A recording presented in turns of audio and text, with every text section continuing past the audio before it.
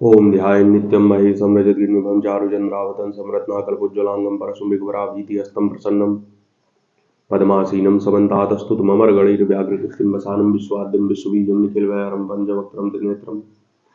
हर हर महादेव। मैं हूँ आचार्य विपिन। मित्रों, आज मैं आप सभी को श्री कुल की अधिष्ठात्री पराम्बा जगदम्बा भगवती त्रिपुर सुंदरी का ही एक स्वरूप ज्वाला मालिनी की साधना के विषय में बताऊंगा। इस साधना के द्वारा साधक पूर्ण रूप से त्रिकालदर्शी हो जाता है, उसका आज्ञा चक्र खुल जाता है और उसको त्रिकाल ज्ञान हो जाता है। लेकिन इसमें थोड़ा समय लगता है।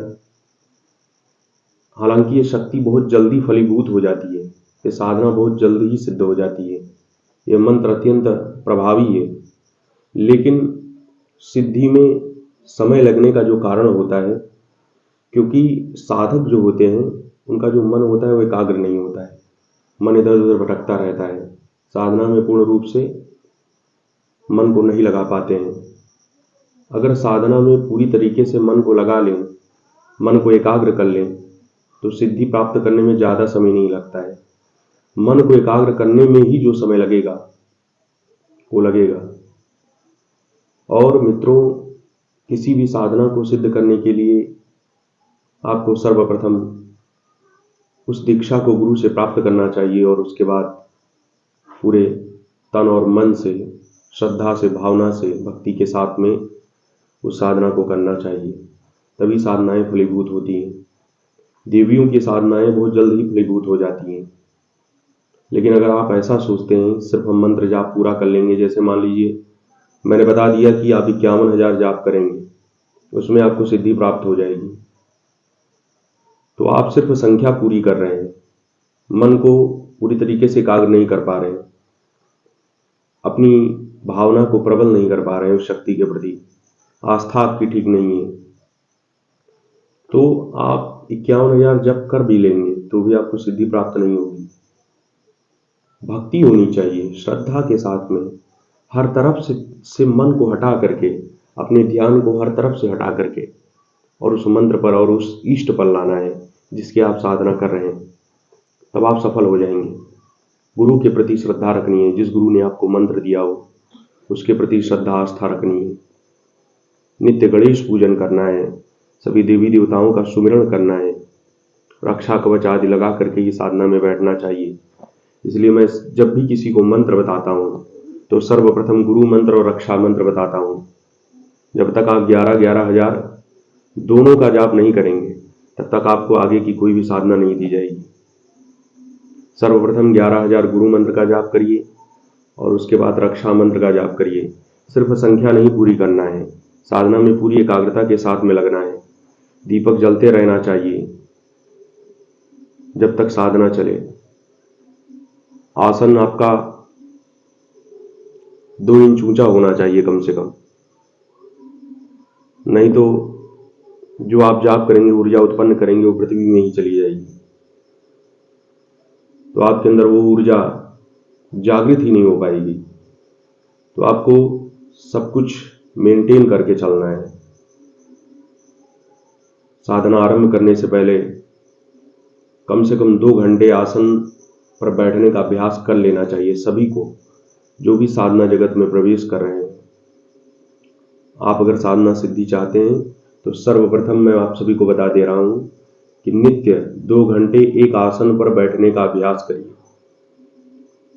जब तक आप 2 घंटे एक आसन पर बैठने का अभ्यास कम से कम 40 दिन तक ना कर लें, तब तक साधना में मत प्रवेश करिए। क्योंकि किसी भी साधना में आप जब लगेंगे तो आपको एक आसन से बैठना होगा। और जब आप स्टार्टिंग करते हैं, जैसे आपने आज साधना लिया और आज से ही बैठना आरंभ किया, पहले से आपने कोई साधना नहीं किया है, तो क्या होगा? आपका मन पूरी तरीके से आसन में लगा रहेगा। तो पैर दर्द कर रहा है, इधर उधर होने लगेंगे, तो उससे क्या होगा? ध्यान भटक जाएगा, मंत्र जाप का जो लय है वो टूट जाएगा। और जो ऊर्जा उत्पन्न होनी चाहिए, जिसके लिए, जिस शक्ति को आप प्राप्त करना चाहते हैं, जिसके लिए आप जाप कर रहे हैं, तो सब कुछ व्यर्थ हो जाएगा। तो इसलिए आप सभी को मैं बता दे रहा हूं कि जब तक आप 2 घंटे आसन पर बैठना ना सीख जाएं, तब तक साधना में मत लगिए। उसके बाद अब ज्वाला मालिनी साधना के विषय में बता दूं। यह शक्ति आपको पूरी तरीके से त्रिकाल ज्ञान कराएगी और आपका मन एकाग्र कर देगी, आपके शत्रुओं का संहार करेगी और किसी भी प्रकार की बाधा आपके ऊपर नहीं आएगी। अगर कोई तंत्र मंत्र भी करेगा तो वो काम नहीं करेगा। यह मंत्र अत्यंत प्रभावशाली मंत्र है और यह शक्ति बहुत तेज काम करती है, बहुत जल्द ही फलीभूत हो जाती है। इस शक्ति के द्वारा, इस मंत्र के द्वारा जब आप इस मंत्र का जाप करते हैं तो जितने भी आपके शरीर में जो विकार होते हैं उसको पहले शक्ति नष्ट करती है। बहुत प्रकार के विकार हमारे शरीर में भरे पड़े हैं, उनको सर्वप्रथम ये शक्ति बाहर का रास्ता दिखाती है। आपके ऊपर जो ग्रह अनुकूल नहीं है उनको अनुकूल करती है, क्योंकि आपको त्रिकाल ज्ञान तभी होगा जब आपका सब कुछ अच्छा होगा।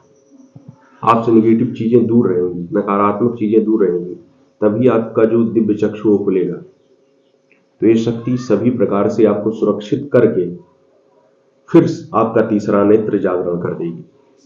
अत्यंत दिव्य शक्ति है ये। सभी लोग इस साधना को करके लाभ प्राप्त कर सकते हैं। जो भी साधकगण इस साधना की दीक्षा को प्राप्त करना चाहते होंगे वो मेरे व्हाट्सएप नंबर पर संपर्क करेंगे और उसके बाद उन्हें पूरी विधि विधान के साथ में साधना दी जाएगी। आपकी कुंडली देखी जाएगी। अगर आप साधना के योग्य होंगे तो आपको ये साधना अवश्य दी जाएगी। सभी को हर हर महादेव। जय शिव शंभू। जय मां भगवती ज्वाला मालिनी। जय महामाई।